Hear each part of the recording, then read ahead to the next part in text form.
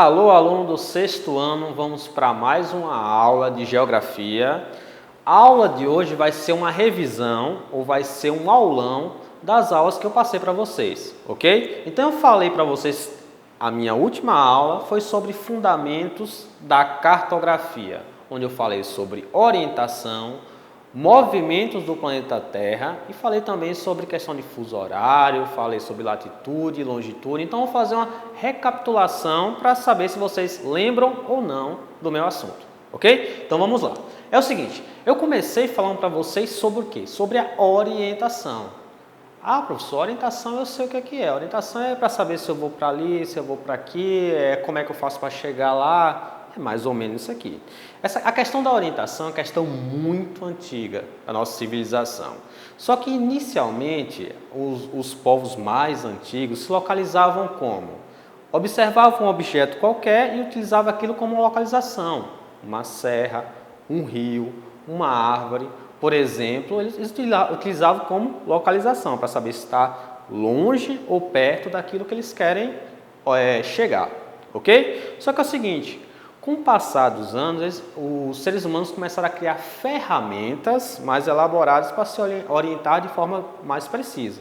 Uma dessas ferramentas, está até aqui no slide para vocês, é chamada de Rosa dos Ventos, ok? Que é uma ilustração onde eu tenho 4 pontos fundamentais, que são o quê?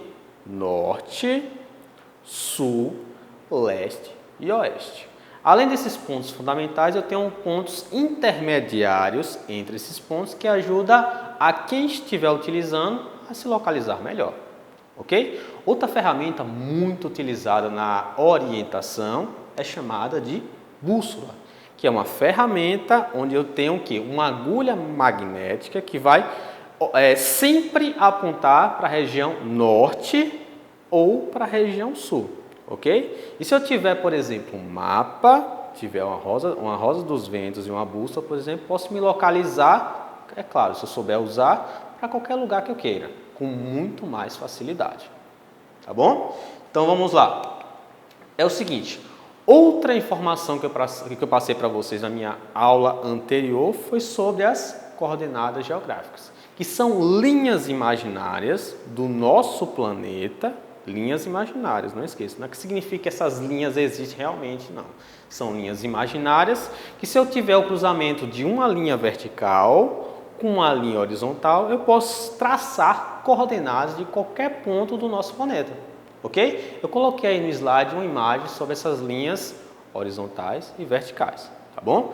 Vamos lá. É o seguinte, se eu tiver essas linhas horizontais, eu vou chamar elas de paralelos, onde eu tenho uma linha mediana, chamada de linha do Equador, que vai dividir o quê? O lado norte do lado sul do nosso planeta.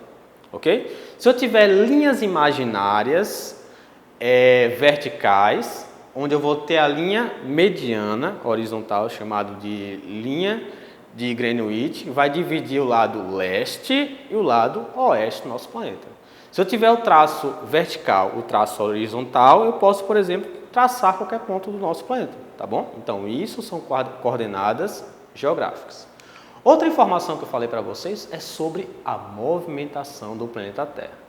O planeta Terra ele faz basicamente alguns movimentos, só que os principais são rotação, que é o giro no próprio eixo, e translação, que é o giro que ele faz ao redor do Sol. Tá bom? Professor, qual é o efeito da rotação, que é o giro no próprio eixo? É aquilo que vocês conhecem como dia e noite. Significa que a rotação ele tem a duração de quanto tempo? 24 horas. E translação, professor, que é o giro que a Terra faz ao redor do Sol. É o tempo que a Terra leva, equivalente ao que chamamos de um ano, que são 365 dias e 6 horas. Ah, professor, essas 6 horas vêm da onde? Lembra aquela questão que de 4 em 4 anos adicionamos um dia a mais no nosso calendário? É basicamente isso. Essa diferença dessas 6 horas em 4 anos é o equivalente a um dia. Ok? Então, esses dois movimentos são muito importantes no nosso planeta. Rotação e translação. Tá bom? Vamos lá. Aqui eu tenho figuras da rotação, que é equivalente ao dia e noite, e de translação, que vai definir o que do nosso planeta, que chamamos de estações do ano. Primavera, outono, verão e inverno. Onde cada estação do ano representa o quê? 4 meses do ano. Ah, professor, eu moro aqui no Brasil, eu moro aqui no Nordeste, eu não consigo enxergar, por exemplo, inverno, não consigo enxergar direito, por exemplo, primavera, outono e outra estação. É porque é o seguinte, existem países, como os países europeus, alguns países da América do Norte, essas estações são muito mais definidas. Países mais próximos à linha do Equador não tem muito essa definição de estações do ano bem representativa, ok? Mas as estações existem basicamente pelo movimento de translação.